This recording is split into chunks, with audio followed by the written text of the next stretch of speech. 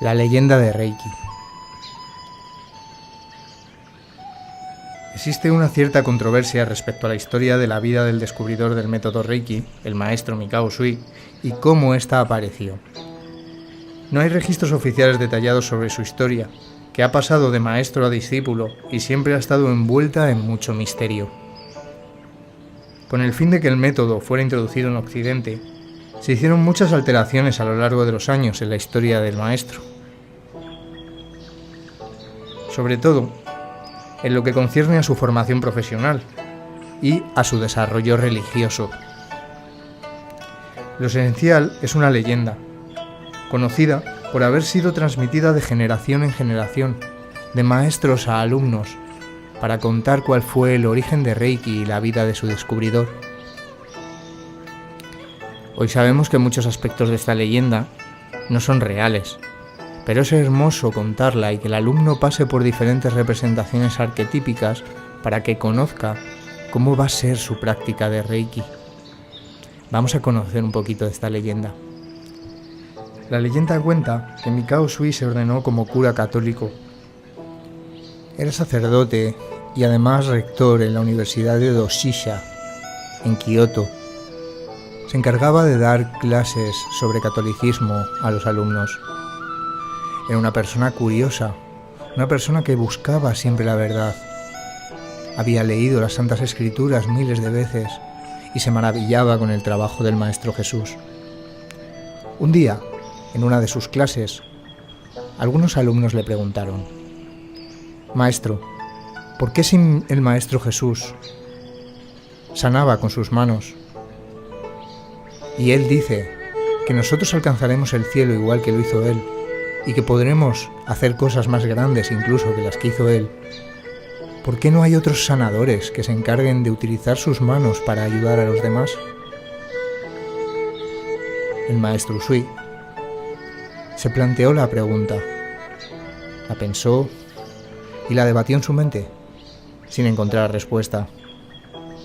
Perplejo ante sus alumnos y con su honra en juego, ya que en aquel entonces la honra de un maestro era muy importante y él debía conocer todas las respuestas, decidió ir en busca de esta respuesta.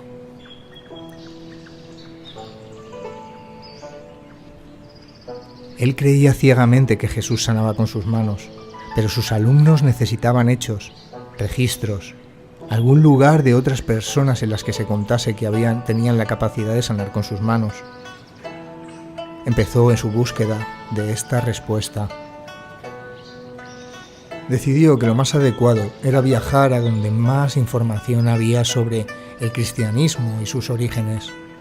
Decidió, gracias a un programa que facilitaba la dinastía Meiji, un intercambio con la Universidad de Chicago.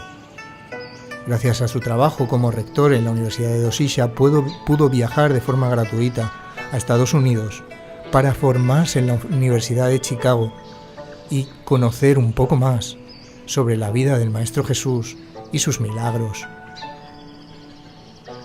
Cuenta la leyenda que en el año 1898 el maestro consiguió graduarse en teología en la Universidad de Chicago.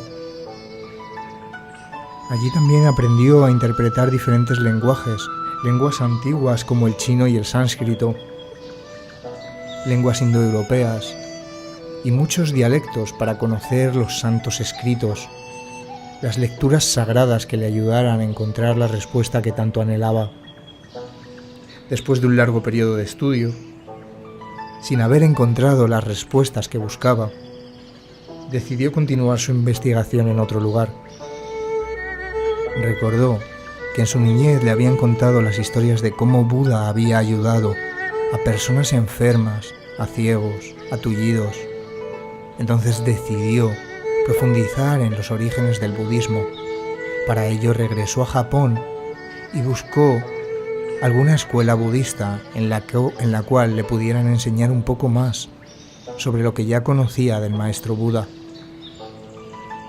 Se dirigió a la ciudad de Nara, donde hay más de 880 templos de budismo zen, y empezó a practicar, empezó a leer los escritos del Buda y a conocer cómo es la práctica del budismo zen.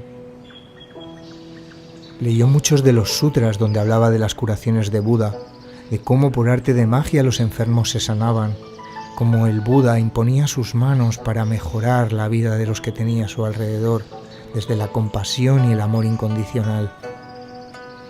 Después de leer todos estos textos y sin haber encontrado la respuesta que tanto buscaba, decidió hablar con uno de los abades del monasterio Zen. Le preguntó por la sanación del cuerpo, mientras que el maestro Zen le decía que estaban demasiado ocupados en sanar el espíritu como para ocuparse del cuerpo físico.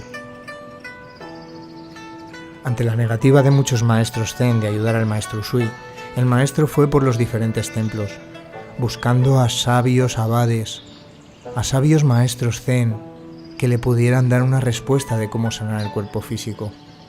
Tras meses de búsqueda, encontró a uno de ellos que le dijo que le ayudaría en la búsqueda de cómo sanar el cuerpo físico, igual que lo hacía el Buda. Este maestro Zen estaba convencido de que si Buda lo había hecho, podría volver a ocurrir. Motivado por la búsqueda del maestro Shui, empezaron a buscar textos que les ayudaran a encontrar la respuesta. El maestro le facilitó muchos sutras que no estaban traducidos al japonés, sino que estaban escritos en sánscrito, la lengua original de la India, lugar de nacimiento de Siddhartha Gautama, el Buda original. Tras leer estos textos, el maestro Shui decidió viajar a la India, a Tíbet, en búsqueda de más textos que explicasen cómo Siddhartha Gautama, el Buda original, hacía sus sanaciones, cómo podía ayudar a través del amor compasivo a otras personas. Y allí en Tíbet buscó los sutras en los que estaban escritos estos métodos de sanación. Al maestro Shui le sorprendió que estos textos no estaban escritos por el Buda, sino por sus alumnos, y ninguno de ellos estaban firmados, sino que estaban escritos para el bien de la conciencia colectiva, para el bien de todas las partes implicadas. En estos sutras, el maestro encontró la receta de la sanación, 4 símbolos sagrados que servían para sanar el cuerpo, también la mente, unificándoles y devolviéndolos a la común unión con el espíritu. Estos sutras habían sido escritos hace 2500 años, dejando una receta cuidadosamente escrita de cómo aplicar diferentes técnicas a través de los 4 símbolos para poder sanar el cuerpo. Aparentemente parecía una receta muy sencilla, unas prácticas muy fáciles de utilizar, pero advertían los textos que sin una debida activación de los símbolos en el cuerpo espiritual del practicante, jamás podría efectuarse la sanación. Esto es algo que dejó muy confuso al maestro Shui, pues no conocía a nadie que pudiese ofrecer este proceso de activación de los símbolos sagrados. Y así el maestro volvió a Japón en busca de respuestas de su maestro, el abad del templo Zen con el que había trabajado. Se presentó ante él y le preguntó cómo sería posible que el maestro pudiera adquirir la capacidad de sanar sin tener esta activación por parte de un maestro cualificado, por parte de algún otro monje que conociese la receta de la sanación. Así que se dirigió a hablar con el abad que le había facilitado los textos en sánscrito. Cuando estuvo con él le preguntó: ¿acaso sabes tú cómo hacer esta iniciación? ¿Cómo hacer esta activación energética que me permita utilizar esta sanación? ¿Que me permita utilizar estas técnicas curativas para poder ayudar a los demás? El abad le contestó que no sabía cómo hacer esta activación, que de hecho no conocía a nadie que supiera hacerla, que únicamente tenía que confiar en su espíritu para poder ser guiado hacia algo mayor que le favoreciese esta activación. El maestro estaba muy frustrado y triste por no encontrar la respuesta y abandonó el templo Zen. Decidió que su maestro Zen tenía razón. Así que organizó un periodo de ayuno y meditación. Un periodo en el que estaría 21 días concentrándose en buscar en su espíritu la respuesta que tanto anhelaba. Para que este proceso fuese más fácil, ayunaría, y para ello se retiraría en lo alto de la montaña más alta de Kioto, el monte Kurama. Era febrero del año 1922, los últimos días de febrero. En aquella época, en el monte Kurama, había nieve y hacía mucho frío. El maestro buscaba purificarse ante un entrenamiento duro.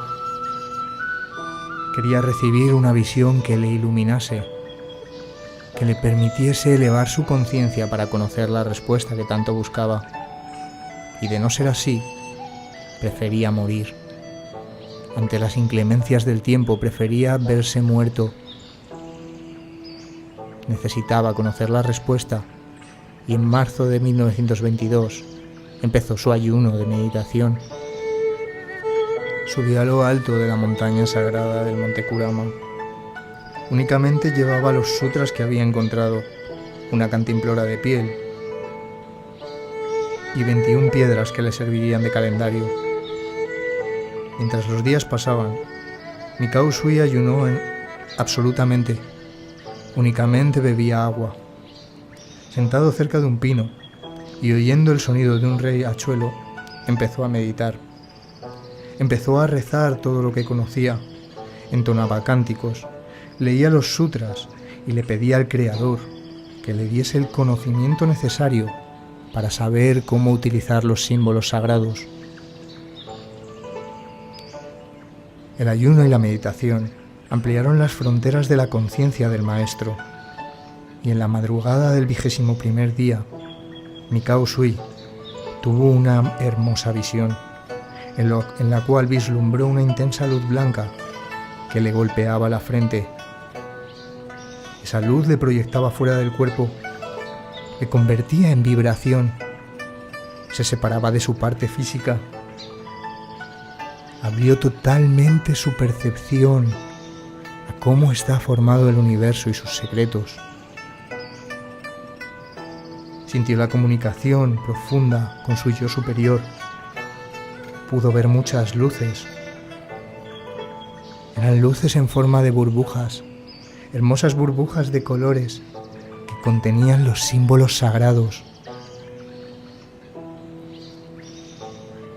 A través de esta conexión, de esta experiencia mística, recibió la guía de su ser espiritual, en la cual le contaba cómo utilizar los símbolos. Aquellos símbolos sagrados tenían un sentido, cada uno tenía una misión. Ahora tenía la sabiduría suficiente para saber qué significaba cada uno de los símbolos y cómo poder utilizarlos. Era consciente de que este poder se podía activar en otras personas y cómo tenía que hacerlo a través de un ritual de sintonización, una modificación en el cuerpo energético de las personas que les permitiese abrirse a recibir las bendiciones que el universo tenía para ellas. Un método eficaz de conexión con la parte más espiritual de cada uno de los seres que habitan el planeta. Una conexión con tu camino de vida que no te dirige a otro lugar que a ser feliz. Un método poderoso de sanación que transforma el cuerpo y la mente para ayudarte a encontrar la felicidad, la iluminación, aquello que el universo quiere de ti, que es que tengas una vida plena y feliz. Y a este método efectivo decidió llamarle Reiki, la unión de la energía vital de cada persona en común unión con el universo.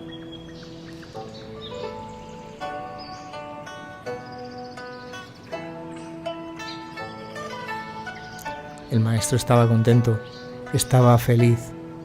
Ahora podía ver su camino.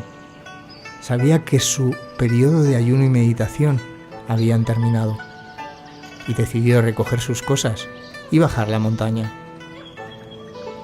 Estaba tan feliz de aquello que había experimentado que al bajar tropezó con las grandes raíces de un árbol. Cayó rodando y se vio que se había lastimado su dedo pulgar. Como cualquier ser humano, llevó a cabo el acto innato de colocar sus manos sobre el dolor. Pero en este momento pasó algo milagroso. La herida y la sangre que salían de su dedo gordo del pie desaparecieron, se sanaron. El maestro estaba muy sorprendido, algo aturdido por el ayuno y la experiencia que había vivido, así que decidió bajar del monte Kurama. Mientras bajaba, sentía cómo la vibración espiritual que hay en el monte Kurama estaba dentro de su interior. Se sentía uno con el universo. Sabía que él era el universo. El universo estaba dentro de él y él era el universo.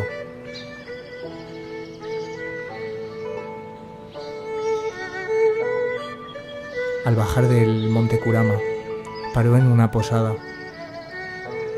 Era una posada en la que los meditadores que subían al monte Kurama, lo cual era una práctica muy habitual en esa zona, bajaban a comer. El maestro Usui se sentó a comer en esta posada y el posadero, al ver la barba del maestro Usui y la cara de haber estado meditando, decidió traerle el menú normal que les daba a las personas que meditaban, que era un simple caldo de verduras, para que su estómago se pudiese adaptar después del largo tiempo sin comer nada. El maestro se tomó el caldo y, como se vio con hambre y que le había sentado muy bien, decidió comer más, pedir el menú completo.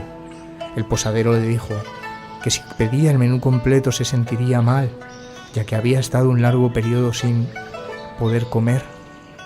El maestro Usui dijo que no importaba, que le trajese el menú completo.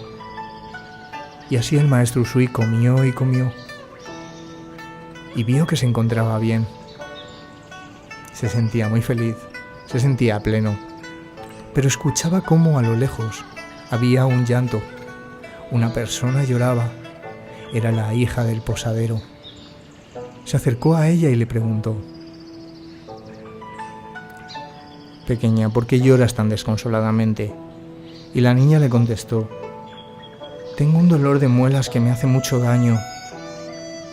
El maestro, de forma instintiva, colocó sus manos en la boca de la niña y, pasado un pequeño tiempo, la niña le dijo que ya no sentía dolor. Muy sorprendido, el maestro recomendó a la niña que acudiese a un hospital a verse el dolor y decidió regresar a su casa. En este momento estaba consciente de que su camino y su vida iban a cambiar para siempre.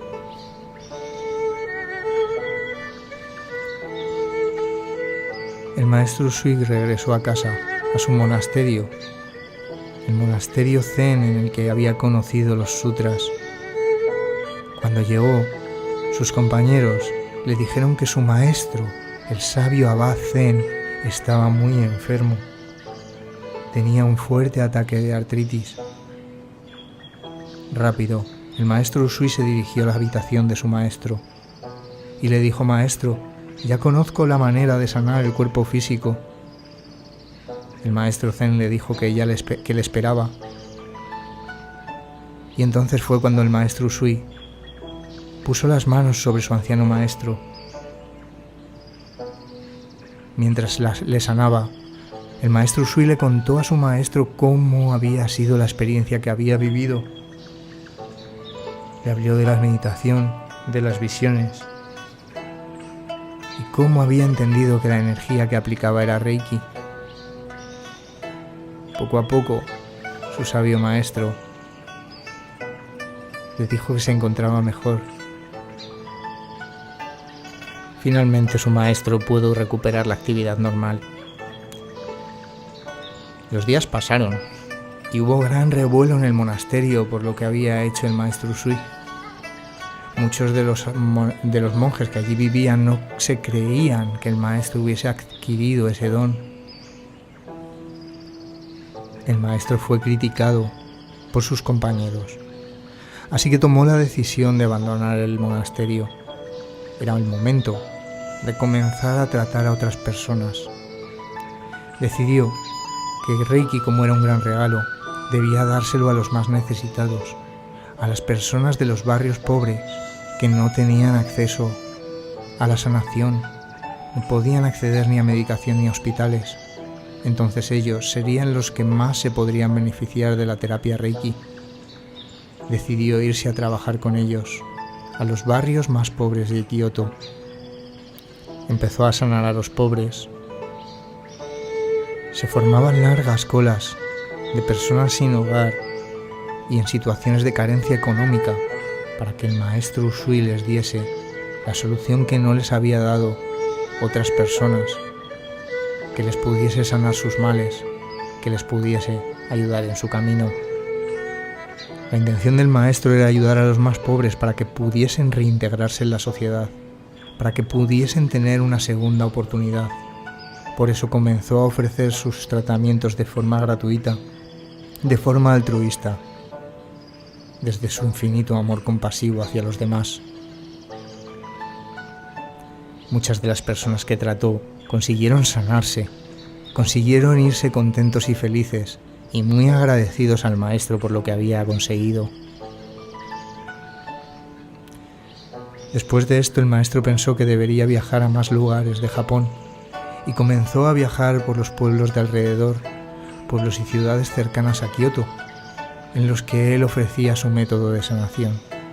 Después de algunos meses dando sanación en los pueblos vecinos, regresó a Kioto y se encontró con las personas que había sanado. Estas personas volvían a necesitar los servicios del maestro Usui. La sanación había funcionado, pero solo temporalmente. Estas personas necesitaban otra vez el trabajo del maestro Usui. Esto frustró al maestro Usui, le puso muy triste. Pensaba que su método no funcionaba. Pero después de hablar con las personas que había atendido y que habían vuelto a enfermar, se dio cuenta de que esas personas no habían podido valorar la importancia y el regalo que tenía. Estas personas después de un tiempo habían vuelto a enfermar, ya que no comprendían el verdadero valor que tenía Reiki. Recordó lo que había aprendido en el monasterio, y es que la salud del cuerpo está estrechamente ligada a la salud del espíritu. Es muy importante dar sanación al espíritu si queremos dar sanación al cuerpo. Así pudo comprender lo importante que era un intercambio justo entre la energía que él facilitaba y la persona que la recibía. Es así como se dio cuenta de que no podía ofrecer sus tratamientos de forma altruista y comenzó a ponerle un valor. Él era consciente de que el valor que ponía a sus tratamientos y a sus servicios siempre sería inferior al verdadero valor que tenía Reiki. Un incalculable valor, el valor que cualquier persona le pondría a poder vivir feliz y plenamente. Con este concepto dejó el trabajo con los mendigos y empezó a fundar su clínica, en la cual tenía escrito una leyenda que le ayudaría a las personas a desarrollar el verdadero poder que era Reiki, en equilibrio entre la mente, el cuerpo y el espíritu. Es así como desarrolló los 5 principios, 5 preceptos que te ayudan a ser feliz en tu vida. Algo tan sencillo como decía la escritura del maestro Usui: solo por hoy, no te enfades. Solo por hoy, no te preocupes. Solo por hoy, sé agradecido. Solo por hoy, trabaja honradamente. Solo por hoy, sé amable con los demás. Con estas consignas, el maestro fundó en Tokio su clínica, a la que asistieron miles de personas para sanarse y muchas otras para aprender a utilizar la técnica de Reiki. Entre ellas, formó alrededor de 22 alumnos de maestría, entre los cuales el maestro Chujiro Hayashi mantuvo viva su enseñanza, enseñando a otras personas, como por ejemplo la maestra Hawayo Takata, que transmitió el Reiki hasta Occidente.